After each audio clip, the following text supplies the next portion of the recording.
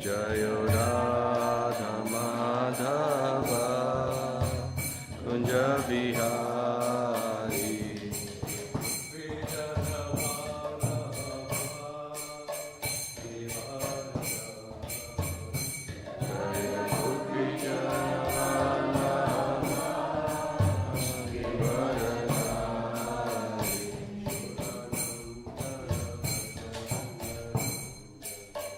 Yashodanandana Vraja Jana Ranjana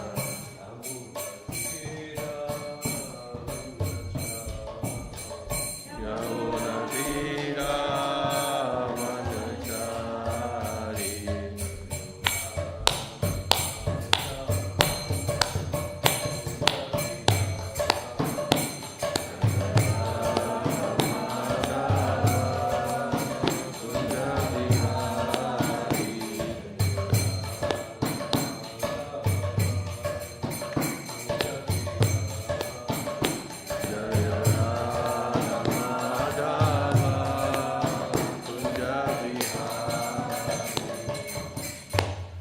Shri Radha Gokulanand की जय, श्री श्री सीताराम लक्ष्मण हनुमान की जय, श्री श्री गौर निताय की जय, श्रील प्रभुपाद की जय, श्री भक्तिवेदांत मैनर धाम की जय।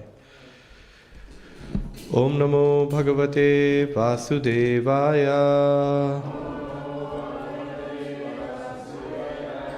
ओम नमो भगवते वासुदेवाय। Om Namo Bhagavate Vasudevaya.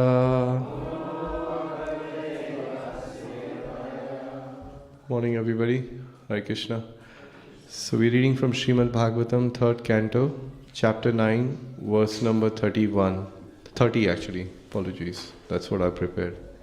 That's what we have on the screen too.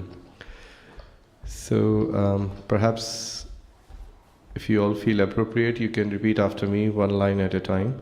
Bhuyastvam tapa atishta Vidyam chaiva mad ashrayam Tabhyam antrahidi brahman Lokan drakshasi aprivitan Bhuyastvam tapa atishta Vidyam chaiva mad ashrayam Tabhyam antarhiti brahman Lokan drakshasi apravan Bhuyastvam tapa atishta Vidyam chaiva madashrayam Tapyam mantrahidi brahman Lokan drakshasi apravatan. Anybody would like to recite? Bhoyastvam tapatatishta Tyante Namashaya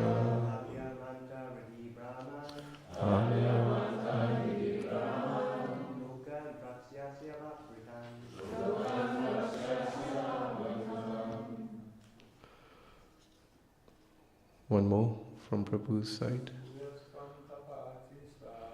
Bhuyastam tapatishta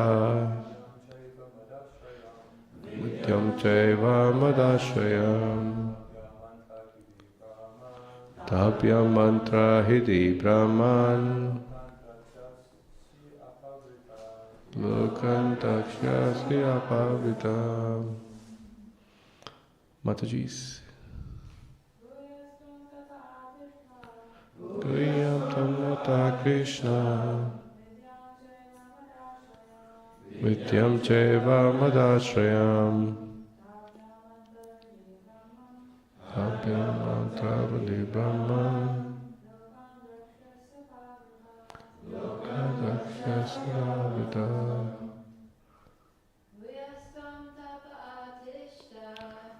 Yatamavatrishta Intachalamashashaya Katyam Namadi Brahma Lokan Takshyasi Apavitan. Bhuya, again. Tvam, yourself. Tapa, penance. Athishta, be situated. Vidyam, in the knowledge. Cha, also. Eva, certainly. Mat, my ashrayam, under the protection. Tabhyam, by these qualifications. Anta, within. Hridi, in the heart. Brahman, O Brahmana. Lokan, all the worlds. Drakshasi, you will see. Apavritan, all disclosed. Translation and purport by His Divine Grace A.C. Bhaktivedanta Swami Srila Prabhupada. Srila Prabhupada ki jai. O Brahma, situate yourself in penance and meditate and follow the principles of knowledge to receive my favor. By these actions, you will be able to understand everything from within your heart. Purport. The mercy the Lord bestows upon a particular person engaged in executing the responsible work entrusted unto him is beyond imagination. But his mercy is received due to the penance and perseverance in executing devotional service. Brahma was entrusted with the work of creating the planetary systems. The Lord instructed him that when he meditated, he would very easily know where and how the planetary systems must be arranged. The directions were to come from within, and there was no necessity for anxiety in that task. Such instruction of Buddhi Yoga are directly imparted by the Lord from within, as confirmed in Bhagavad Gita 10.10. Om Jnana Timirandasya Jnananjana Shalakaya Chakshurun Militam Yena Tasmai Shri Guruve Namaha.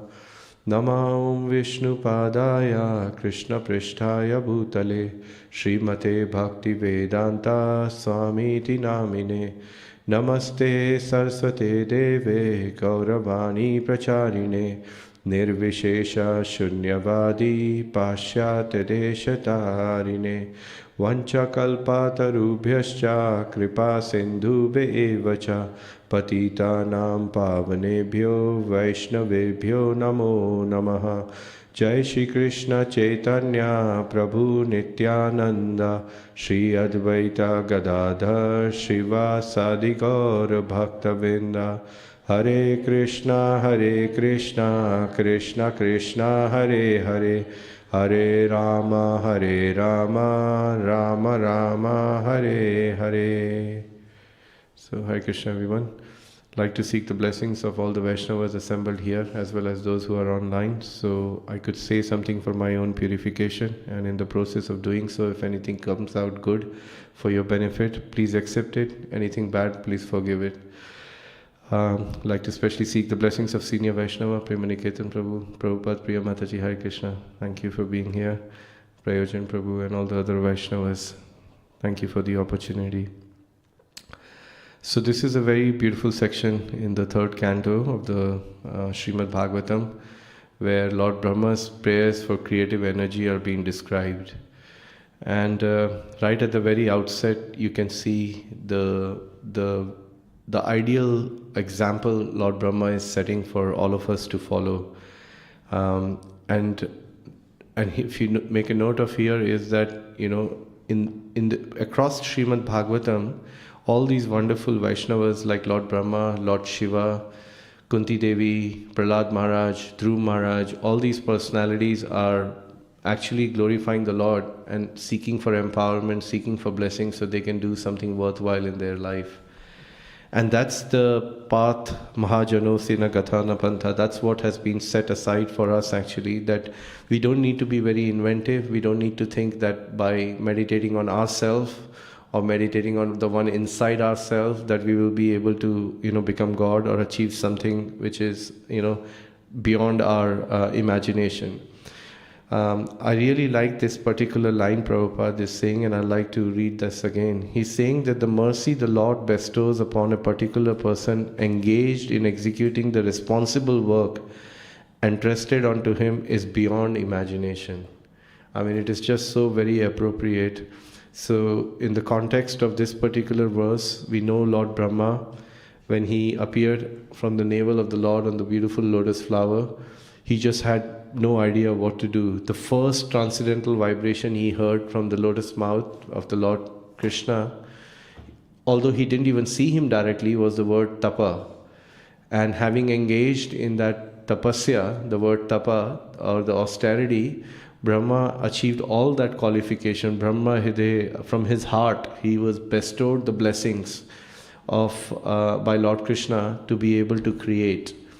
So we know Prabhupada explains in the first canto of the first chapter, the first few verses, that how Brahma, when he was meditating, and after he came out of the meditation, he wasn't sure how to do create, and he looked all around, and that's how he got 4 heads actually. And then through the 4 heads, he was then able to see the Lord in all the direction. And then by meditating on the Lord, he created this wonderful world. So it's quite amazing. I was hearing a beautiful lecture of His Holiness Gopal Krishna Maharaj.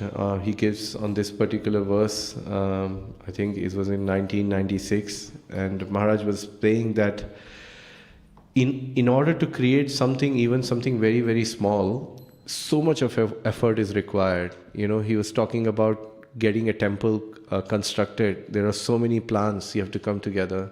I mean, take an example of Bhaktivedanta Manor. We are here. I'm sure so much must have gone in. Shri Shri Radha Gokulanand ki jai, Shri Shri Sitaram Lakshman Hanuman ki jai, Shri Shri Gaunitai ki jai, Srila Prabhupada ki jai. When George Harrison or the Beatles gifted us this beautiful place, and I often think when I walk in, as I was driving in today, I was really appreciating the beauty of Bhaktivedanta Manor. If you look at the beautiful flowers, the yellow flowers on the way in, not many temples, even within ISKCON, you will find such beauty, such reverence, such cleanliness as you walk into the temple.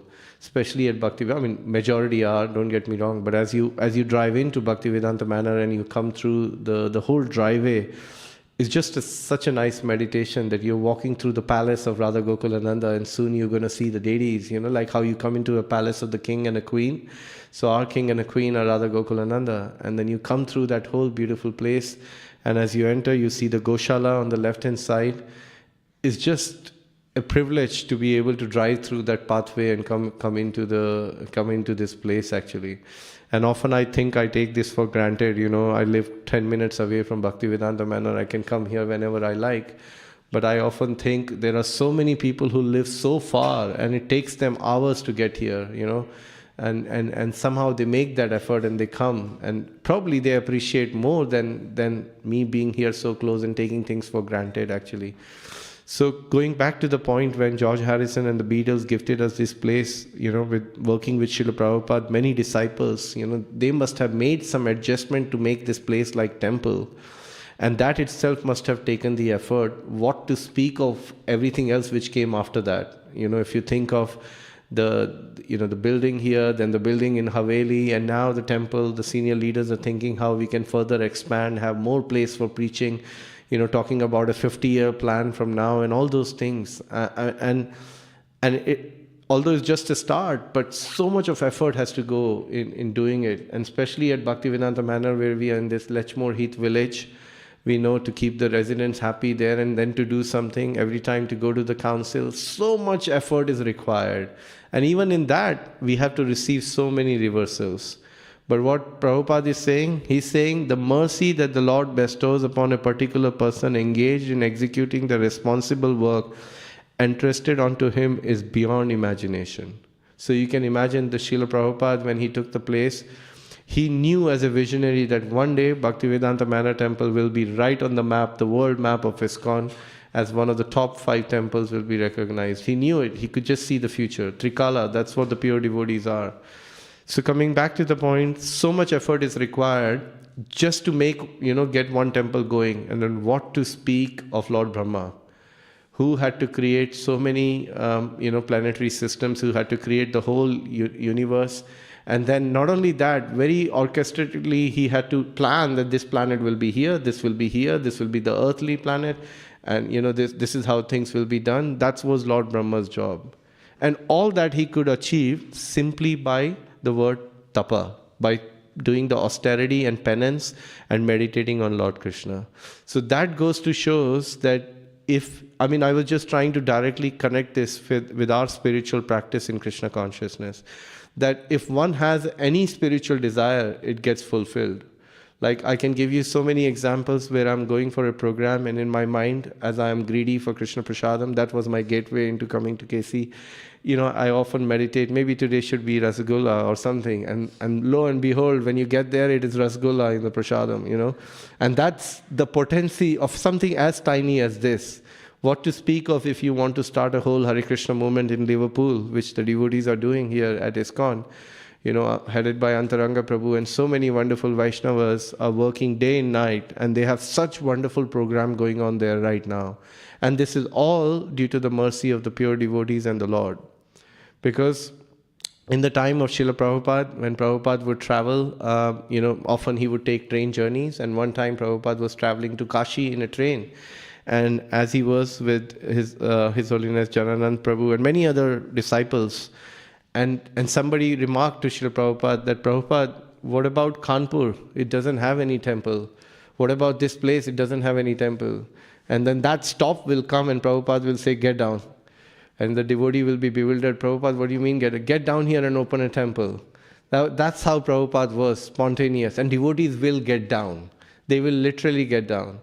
We know the famous story of Brahmananda Prabhu, Prabhupada was in Bombay giving a lecture, and some person in the audience got up and said, why don't you go and preach in Pakistan? Prabhupada said, yes, of course we will go and preach in Pakistan. And then Brahmananda Prabhu and one more devotee, I don't recall the name, next day they were gone to Pakistan to preach Krishna consciousness. And then later on somebody came and told Srila Prabhupada, Prabhupada, by the way, there was a lot of disturbance in Pakistan, best not to send somebody. Prabhupada said, okay, go and tell Brahmananda not to go there. Too late. He was already crossed the border, he was in Pakistan, wanting to preach Krishna consciousness. And so much difficulty he went through. He was on a gunpoint on 2 occasions during that whole time. It is described, I think there's some mention in the Leelamrit and other books actually. And Brahmananda Prabhu was right there, going through such austerities for the sake of spreading or starting the Krishna consciousness movement in Pakistan. And when Prabhupada got to know, he was so concerned. He said, why did I, Prabhupada is thinking, why did I say that? And when Brahmananda Prabhu came, he got such nice hug from Srila Prabhupada. And Prabhupada had tears in his eyes. So you can see the determination and the desire to follow the words of spiritual master was so strong in Prabhupada disciples. And it's actually their mercy that we are actually somewhat, in one sense, enjoying this beautiful places, beautiful temples. And if it wasn't for Prabhupada disciples who came here, we wouldn't have Bhaktivedanta Manor. We would not have Bari Place. We would not have Shri Shri Radha Landaneshwar. And that is why when Srila Prabhupada came and started the movement here in England or many other places, often he would be remarked, Swamiji, you have achieved so much, you have done so much. And Prabhupada said, I cannot take the credit for what I have done. The credit goes to my spiritual master, Shri Srimad Bhaktisiddhanta Saraswati Thakur. He said it's because of his desire everything is manifesting. Not only that, he will then look up his disciples and say, actually the credit goes to all of you, because you have become an instrument in helping in the fulfilling the desire of my spiritual master. That was the humility of Srila Prabhupada. And it is that humility which resulted in Prabhupada actually achieving so much for us across the world today, whatever is happening. So I wanted to read a little bit from this beautiful lecture Srila Prabhupada gave in Dallas in 1875. He gave the lecture on Srimad Bhagavatam verse 3rd canto 12th chapter 19th verse, not the verse we are discussing today. But I'm going to read some important excerpt from that lecture which is very relevant to the topic we are discussing today. So I'm just going to pick up something in the middle which I have highlighted, and I felt it was so inspiring. Would you like to hear some words of Srila Prabhupada? Okay, so about 3 devotees, everybody else can close their ears. Okay, all right. To get real freedom from the conditioned life, you have to work for it. Freedom does not come automatically. Suppose you are deceased, you're suffering from fever or some other painful condition. So to get free of the disease, you have to undergo some austerity. If you are suffering from a painful boil on your body, you have to undergo a surgical operation if you want to be cured. Therefore, tapasya, some painful austerity is necessary to get free of the disease of the conditioned material life. Formerly, the saintly persons or the sages would practice many kinds of tapasya in the scorching heat of summer. They would ignite fires all around them and sit down in meditation. Or they would go to the Himalaya mountains, and in the pinching chilly cold, they would stay under water up to their necks and meditate. So for God realization, people formerly used to undergo such severe types of austerities, but at the present moment, we are so fallen that we cannot tolerate even these 4 principles. No illicit sex, no intoxication, no meat eating, and no gambling. These are the items of tapasya for advancing in Krishna consciousness. Are they very difficult? No. Is it more difficult to give up illicit sex and meat eating and intoxication than to stay in water up to the neck in chilly, pinching cold? Prabhupada is asking us. We are not advising no sex, but no illicit sex. Where is the difficulty? Still, this age is so fallen that even this primary tapasya we cannot execute. But as it is said herein, this verse from the Srimad Bhagavatam, tapas seva, only by austerity can one realize God. Otherwise, it is not possible. Only by tapasya, there is no other means. The word param means the supreme. If you want to realize the supreme, the absolute truth, then you must agree to certain type of tapasya. There are preliminary little tapasyas like Ekadashi, the 11th day after both the full and the new moon, on which devotees of Krishna abstain from all grains and beans. Actually, on Ekadashi day, we should not take any food or even drink water. Krishna Chaitanya. But in our society, we are not observing it so strictly. We say that on Ekadashi, you must not take any food grains, but you may take a little fruit and milk. This is tapasya. So if we cannot execute this tapasya, we are not prepared to undertake even this very, very easily executable tapasya, then how can we execute to go home back to Godhead? It will not be possible. Now by executing some tapasya, some austerities, do you become a loser? No, you are not a loser. When anyone comes from outside and sees the boys and the girls who are the members of our society, they say, oh, they have such bright faces. Once when I was going from Los Angeles to Hawaii, a priest came up to me on the plane and asked, can I ask you a question, Swami? I see your disciples are very bright-faced. How has this been done? He's asking Srila Prabhupada. So by undergoing tapasya, by rejecting all these sinful activities, we can live in a very simple and happy life. We can sit down on the floor. We can lie down on the floor. We don't require much furniture. Nor do we need a large amount of gorgeous clothes. No, if we are serious about God realization, then some minimum tapasya must be there. That is wanted. So this is from a beautiful lecture Prabhupada gave, and very appropriate actually. Srila Prabhupada has really, bring the level of tapasya down to what we can execute in our limited capacity we have. But the essence of this particular verse and the purport I feel is the word empowerment. Because when you are empowered by the previous acharyas, then anything is possible. There is that beautiful verse in Chaitanya Charitamrita which mentions that things which are very difficult to obtain or carry out becomes very easy if you somehow or other simply remember Chaitanya Mahaprabhu. But on the other hand, things which are very easy to do can become very, very difficult to be carried out if we do not remember Sri Chaitanya Mahaprabhu. So this is the benediction we have. Although Srimad Bhagavatam was written 5,000 years ago, and Krishna and there's a conversation happening here of Lord Brahma and how Lord Brahma is being empowered in his service to create. The same principle applies 1,000 times more mercifully because of Chaitanya Mahaprabhu's appearance 500 years ago. What Chaitanya Mahaprabhu gave us, he took the same blessings of Lord Krishna which were given to Brahma to create, but Chaitanya Mahaprabhu took that and he's giving it to anybody and everyone. You can create what you like, but especially when it comes to spiritual expansion or the expansion of the Sankirtan movement of Sri Chaitanya Mahaprabhu. He's just saying, just take it and do it. And how he's saying, Mara, take my blessing, take the blessings of the spiritual master, and by the blessing you also become a guru and spread the Krishna consciousness movement. Now one may think, I'm not yet ready, I'm not yet qualified, I can't do anything. That's not what Chaitanya Mahaprabhu is saying. There are different levels of the guru which you can take on to. You can become a Pad Pradaksha guru by simply showing somebody a path to Krishna consciousness. And that can be done in a very simplest way, like giving prasadam, inviting them to the Bhaktivedanta Manor for the first time. They've never been here. In one way, you become the guru because you're showing them the direction back home, back to Godhead. By handing them a book or handing them a Back to Godhead magazine, you're becoming a guru.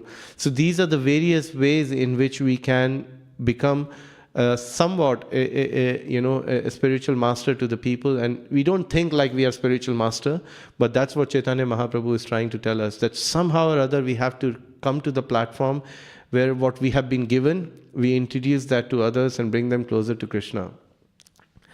And here in this particular place, we see how Lord Brahma has been empowered to spread Krishna consciousness movement. And just by following and meditating on the Lord, he is able to execute everything.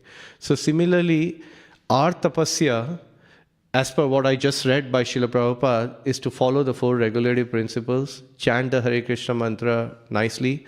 Well, my Guru Maharaj says very nicely, he says that don't try to become a great devotee. Try to become a good devotee, but chant a great japa.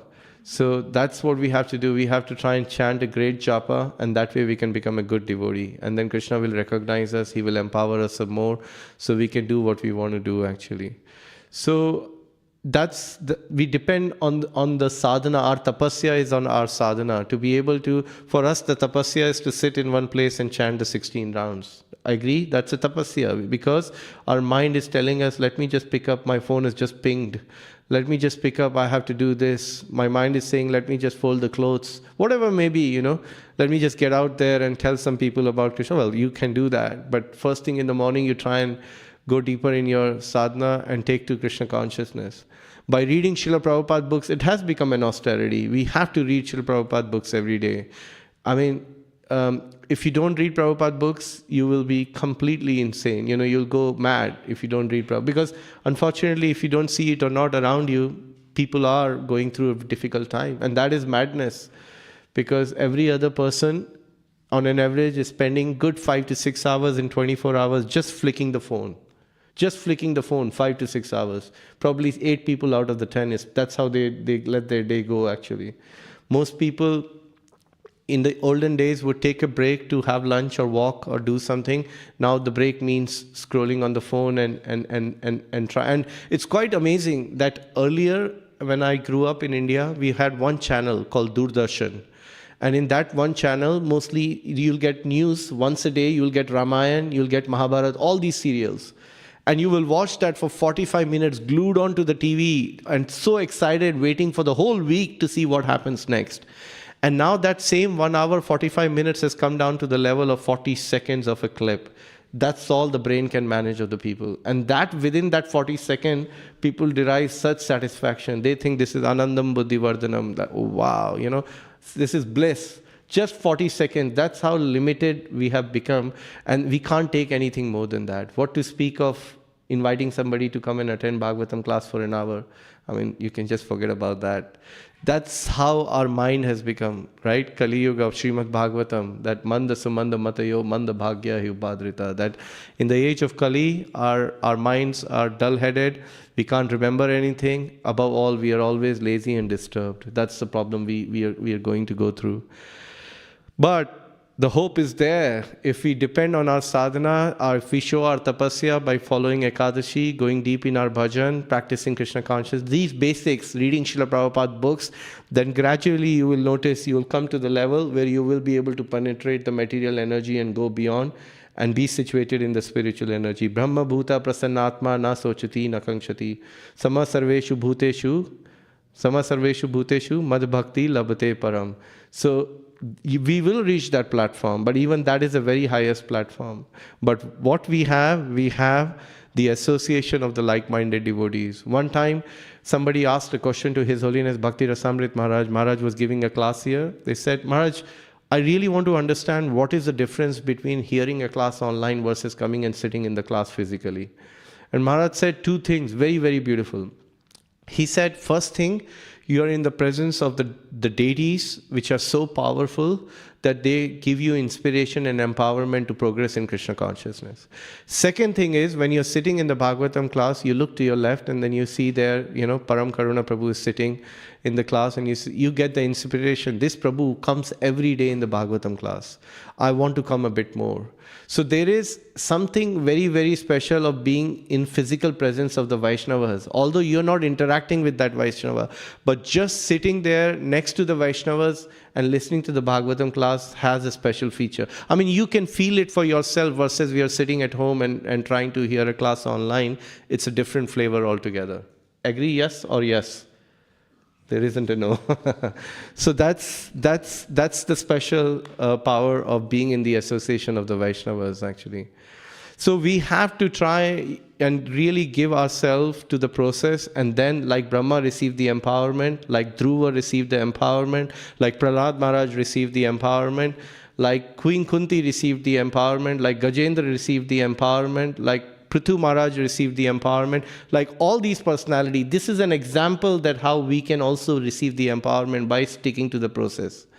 Sometimes people say, oh, Prabhupada actually he gave, okay, well, ISKCON is all about the Bhagavad Gita. Well, let's just get into the Bhagavad Gita first before we rise to the level of all the esoteric topics.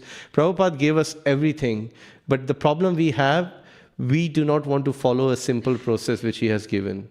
Our mind is very crooked. It's always looking for something higher, but we haven't even penetrated the pages of the Bhagavad Gita, what to speak of the Gopi Gita and all those, various wonderful topics which are given, which are very much we should read and we should try to understand. But first we have to assimilate what has been given to us, actually. So one thing which comes to my mind is that how we can give everything is in the story, it's a story, but it's another example of Srila Sanatana Goswami. When Sanatana Goswami was coming to Jagannath Puri, on the way, he was so excited to meet Chaitanya Mahaprabhu. But somehow or other, he contracted a disease and he just could not, his whole body was oozing with pus and he was in such great distress and anxiety. But yet he was more excited in seeing Mahaprabhu. So when he reached Jagannath Puri, just at the confluence of entering Jagannath Puri, he made a resolution that, he cannot be like this. He's going to give up his body in front of the Rath Yatra cart. And Mahaprabhu, being the Supreme Personality of Godhead, could understand what was in the mind of Sanatana Goswami. And when Sanatana Goswami came, he embraced Sanatana Goswami, and Sanatana Goswami said, don't do that. And it is after that actually the thought came that he wanted to give up his body. But Mahaprabhu told him that even this body does not belong to you, Sanatan. How can you think of giving up this body? I want to use this body in the service of Krishna. I want you to go to Vrindavan and excavate the places and write the scriptures and help people come closer to Krishna. So how can you think of giving up this body? So similarly, everything we have, this body has to be utilized in the austerity of the Lord, actually, in following the festivals, fasting on Ekadashis, fasting on Janmashtmis and all these. Of course, if one has a health reason, absolutely, you eat what you can to keep your body and soul together. But oftentimes, we do atyahara, we overeat. Even that Srila Prabhupada in many places says, eat nicely, eat prasadam, but take to Krishna consciousness seriously. But we normally land up just going on to the other side and not sticking to the process and following the process, seriously. So similarly, there are many examples of this empowerment. One example comes to my mind as I was hearing Maharaj's class was Hanuman. He from his childhood, he was so empowered that, he had one time eaten the sun. He's just taken the whole sun into his mouth, That's how empowered Hanuman was. But because for some Yogamaya's arrangement, he forgot his own ability. But somehow or other, by the mercy of the other Vaishnavas like Jambavan and others, he actually was able to remember that, I can do much more by the mercy of the Lord. But only by depending on the holy name of the Lord Ram and the Lord himself that he was able to cross the Lanka. And not only cross the Lanka, set fire to the Lanka and come back. That goes to show another aspect of Krishna consciousness. Often we think, it's amazing that when you come to Krishna consciousness, you learn that even anger has a positive way of engagement. Nowhere else in my whole, few years of this material life, I'd never heard that even anger can be used for good, actually. But you look at the example of Hanuman and you see actually even anger can be used for good. So even Hanuman, he was so empowered and he could do so much. He could go on to the other side of Lanka and come back and give the news to Lord Ram that we have found Sita. So that shows that if we want to do something, whether it is opening a center in Liverpool or managing a movement like how Srila Prabhupada did, it's very much possible. And it simply depends on the mercy of the previous acharyas and our honesty and trust and our desire to follow the process of Krishna consciousness. Then anything is possible, actually. And this process of Sankirtan is so beautiful that when we do things together, it makes even more easy to do it. Aindra Prabhu, we know His Grace Aindra Prabhu, he gives this beautiful story. He talks about the pastime of Damodar Leela. And he talks about the power of association and power of coming together and doing the kirtan or facilitating things for the pleasure of the Lord.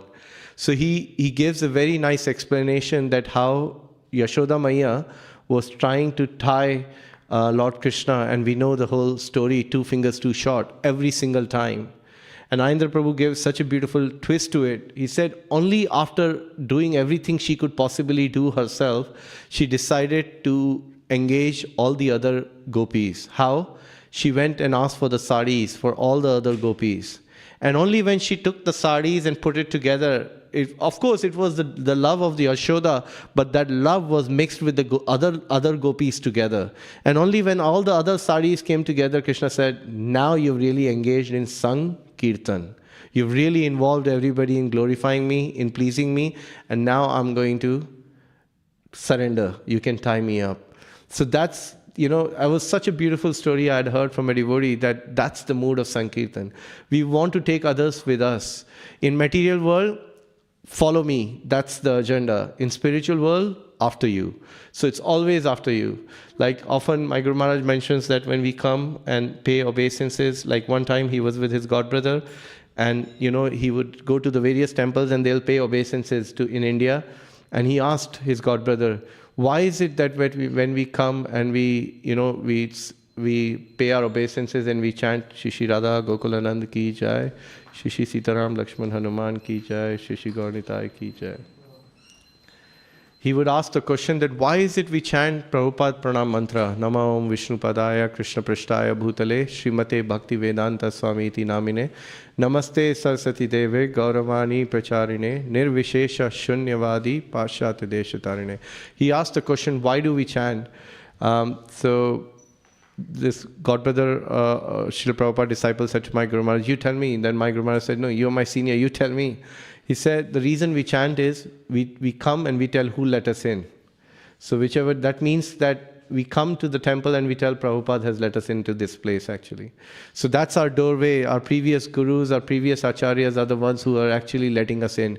We have no qualification of being at Bhaktivedanta Manor, doing whatever little service we have. It's a real privilege because of what Prabhupada disciples has done for us actually. That is why each and every Prabhupada disciple is glorious in whatever service they have done, or simply because they are walking the planet still, they are worshipable. So whatever opportunity we get to serve these Vaishnavas, any Vaishnava for that matter, but especially Prabhupada disciple, because they gave their life and soul in helping Prabhupada to expand this Sankirtan movement. Malti Mataji, all these wonderful devotees who came here, Guru Das Prabhu, it's just phenomenal what they did, liaising, working with the Beatles and doing what, and when you read those stories in Prabhupada Leelamrit, it just brings, Krishna book is sweeter, it's very nice, it's Krishna's pastime, but my experience is Prabhupada Leelamrita is even more sweeter than Krishna book. Because when you hear the sweet dedication and the determination of these Vaishnavas, how they have dedicated their life, it just makes the whole Krishna consciousness even more sweeter. And it makes you inspired that I want to help Srila Prabhupada. I want to help Prabhupada disciples. I want to do something good for the others. I want to bring people closer to Krishna, to take to Krishna consciousness. That's how you feel and desire, actually. Yeah, so I think I'll stop there. It's nearly 8:20, to see if anybody has any comments or any questions.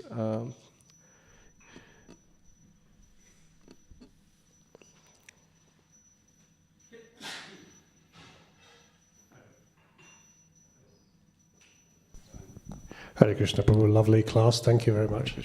In 1976, Prabhupada was giving a class in Montreal, I think, and he despaired that people were turning up without shaving their heads, because he was trying to encourage people to take the spirit of Rupa Goswami's detachment.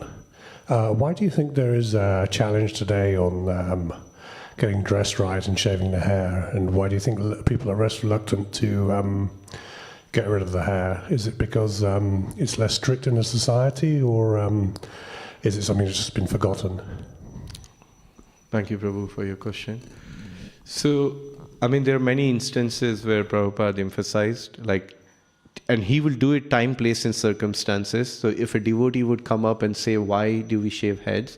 Prabhupada will go a little bit more in detail. It's one of the principles of cleanliness, and he will go into much more detail. He'll talk about the Sikha. But if a reporter would come to Prabhupada and said, Swamiji, why are all your people shaven head? And Prabhupada would put his hand up and say, we just like to stay clean. He would not go any more than that, because he knows that's all this person can digest, actually. So coming to your point, Prabhu, is that, yes, a Vaishnava way is to be ideally shaven head, have a Sikha, and live with that. There can be many reasons for Vaishnavas. One could be the attachment to the hairs, and we hear from Prabhupada in places and other Vaishnavas that how, although it's the most filthiest part of the body, but yet we have so much of attachment to the hair, because our features, our body, our face looks very different when shaven versus with the hairs, actually. But it's our perception. We think we look beautiful, but according to Prabhupada, we look more beautiful when you're completely shaven head, On the other hand, I would also say that with many other things in the life, Prabhupada was a very practical person. He always emphasized on the principle of focusing on your spiritual practice and doing what you can. Of course, these external elements are very important, because it helps us to really look inward and carry in a Vaishnava-like way. But if you cannot do it, but yet if you're following the principles, regulative principles, chanting the Hare Krishna, and going out in Harinam and sharing Krishna consciousness with others, it's fine. I think I would say that it's fine, because you may be working in a corporate world where you may be deemed or looked at that someone has come up from Pluto or another planet, and you feel that you can be amongst those people like them and yet be very, very separate, like the lotus flower.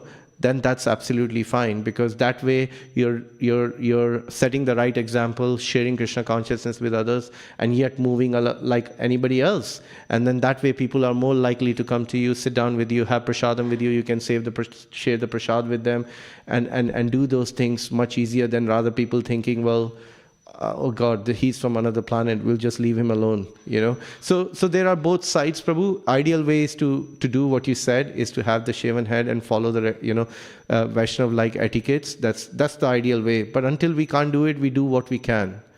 That would be my understanding and answer, Prabhu. Yes, Prayojan, Prabhu. Sorry, Prabhu, you had, okay. the sort of heroism you see of the Prabhupada disciples. Jaya Pataka was one particular, actually, and there was a case where even his throat was cut when he was on a mission, I think it was in Spain, and we can see the courage of he is still now showing wherever he goes. He's preaching every day. He's got his own line.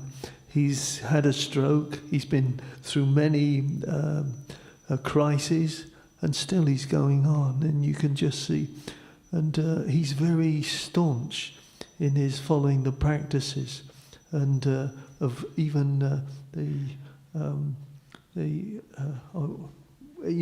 tapasyas that come with this thing, and he's thousands of disciples. He takes them on.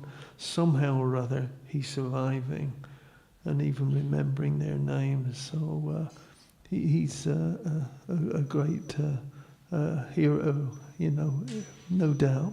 Okay, thanks. Absolutely. Thank you, Prabhu. That's a great example. Another Sankirtan journal in the moment of Srila Prabhupada's army. Absolutely. His Holiness Jayapataka Maharaj ki jai. Yes, Prabhu. Can we pass the mic to Karan Prabhu?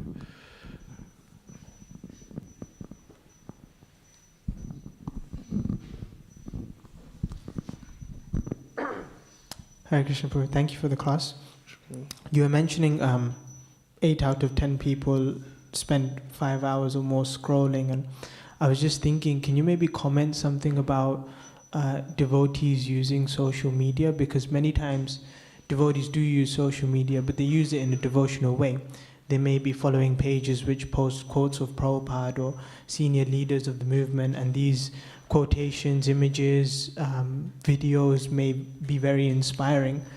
But personally, myself also, I find myself, if I am using such platforms, I'm spending a lot of time. So can you maybe just comment on that? Sure, Prabhu. So, Prabhu, there are some practical nuances to it, but in essence, if we follow the example of our acharyas, particularly Srila Bhaktivedanta Saraswati Thakur, and you look at his life, he really set a very good example of how everything should be used in Krishna consciousness.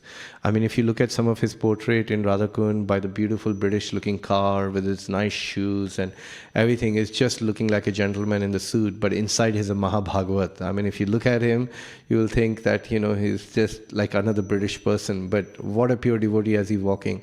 So coming down to our level in the current, I think the biggest challenge is the social media, Prabhu. So I think, yes, I do agree for the devotees.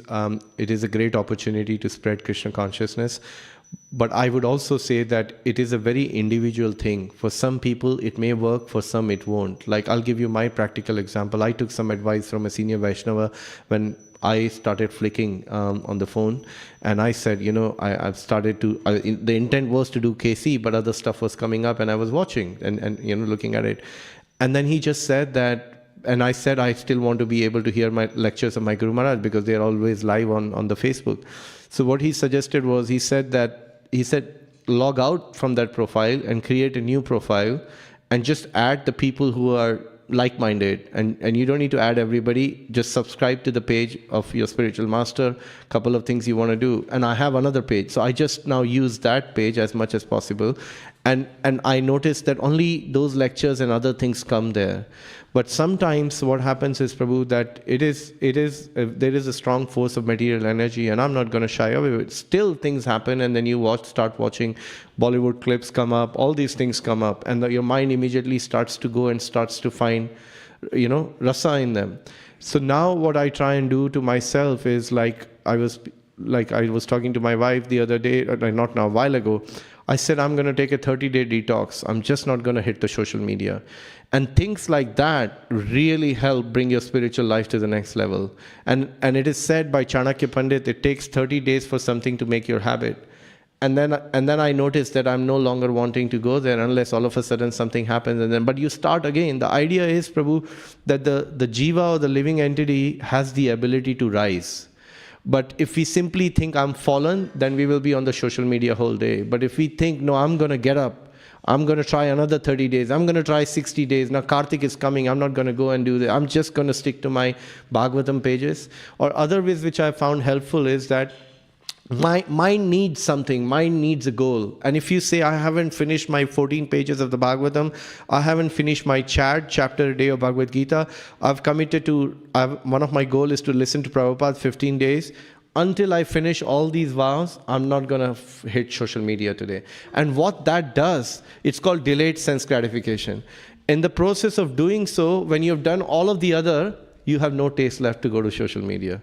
You just want to go out and distribute books after that. You just want to go and engage on other services after that. That is the natural consequence of applying the positive things in the Krishna consciousness, Prabhu. So those are some thoughts which I can share from my perspective, which helps me to try and stay steer from these places as far as possible.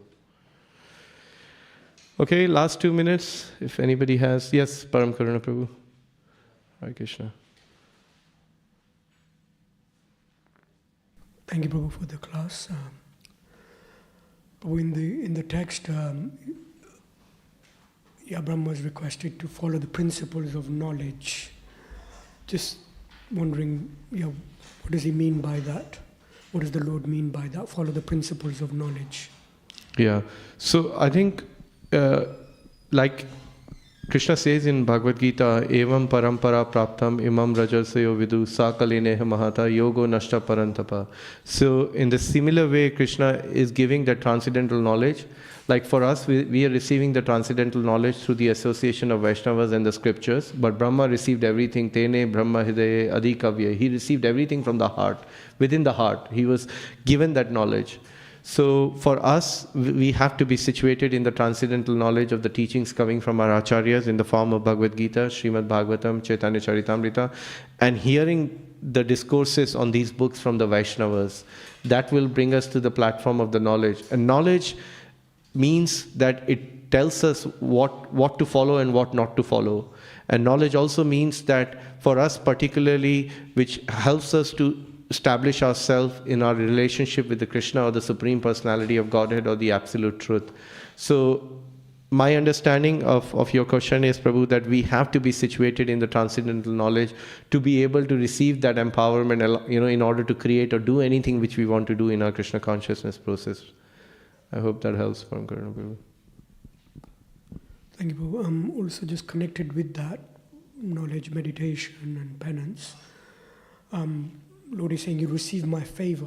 And in the purport, Prabhupada is saying, when we persevere and we engage in penance, then we'll receive his mercy. Now, devotees have been practicing, some devotees have been practicing for decades, and they don't experience a favor from the Lord or mercy from the Lord. So if you could maybe speak something on that. Sure, Prabhu. So I would not say that if any devotee who says that I've been practicing for 20 years and I have not received the favor of the Lord, I would say he's lying. Because the first thing I would say is that the very fact that he's practicing or she's practicing, that itself is the favor of the Lord. Because if the Lord wasn't favorable, somehow or other we will go away from the practice, Param Karuna Prabhu. So the very fact that we are showing up in some form or other, even if it is, I wouldn't say even if it is putting hands and not chanting, that wouldn't be a showing up. But showing means every day, irrespective of where we are, chanting our rounds, somehow or other, even if we are not doing it with all sincerity, sitting in one place, but we are doing it, that is the favor of the Lord in itself. The second thing I would say to answer your question is, Prabhu, that the process of Krishna consciousness is so pure that even if we don't feel like doing it, even if we don't feel like going to the places, it's quite amazing. Like Mother Nirakula shares a beautiful story of how at a time in her life, she kind of almost stopped coming to the temple, or I wouldn't say practicing, but she started to lose some flavor. But all of a sudden, one day, one devotee showed up on her door and gave some prasad, Mahaprasad. And that touch of getting the Mahaprasad from the devotee brought her back into Krishna consciousness actually, or revived her on how she was feeling. So all I want to say is that sometimes we don't notice these seemingly small things. and we think that the Lord is not showing us the favor actually. Our voluntary team, Sachirani Mataji is here, Krishna Purna Mataji is there. They go to devotees' places, and Krishna Purna Mataji meets the people and find out how she is doing. I mean, that is the favor of the Lord in the form of a devotee coming and telling you that here's Krishna Prasad. Now, we may not see it, that's the fact. But slowly and gradually, the more we notice small little things and be very grateful about those things, we will start to see the hand of God in everything in our life actually. It's just we have the tendency, we see the favor of the God that until the God all of a sudden comes and gives darshan, or until Prabhupada comes in our dream, that's the no. We live in this world, we see the favor of the God in everything. Even having the 2 hands, 2 legs to be able to walk up to the temple, see these beautiful darshans of the Lord, that's a huge favor of the Lord actually. We could be in some very difficult situation and not being able to come to the manor, and there are people who are not being able to come to the temple, but they have the intense desire to come to the table. So every small little detail is like an udipan, is like a little impetus for us to see that favor of the Lord. And the way to see the favor of the Lord is somehow or other just being in the space of having the gratitude that today I'm here because this devotee gave me the book, many years ago. Today I'm here because my wife helped me practice Krishna consciousness. Today I'm here because, Param Karuna Prabhu taught me Bhakti Vaibhav, Bhakti Shastri, and I'm very grateful to him. These are the little things we got to remember. These are all favors of the Lord. Every single thing. Mahaprasadam is a favor of the Lord. I'm going on the road, Govind Prabhu is chanting the holy name, having the Harinam. That's a big favor of the Lord. The holy name just came to my ears. So I think we have to be really conscious of these small things and be very, very grateful and celebrate the small successes in our life. It's very, very important. A lot of time we think, 20 years chanting the Hare Krishna, nothing is happening. Well, you've just got to come to Vrindavan in 20 years. I mean, people don't go to Vrindavan even in some far-flung places in the world. They don't get to go to Vrindavan. Just being in Vrindavan, that there is a sense there is a favor of the Lord, So yeah, that's my answer to your question, Prabhu. Okay, we should stop here. Thank you everybody for the opportunity.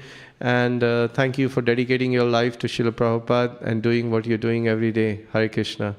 Vanchakalpatarubhasya kripa sindhuve vacha patitanam pavnebhyo vaishnavebhyo namo namaha.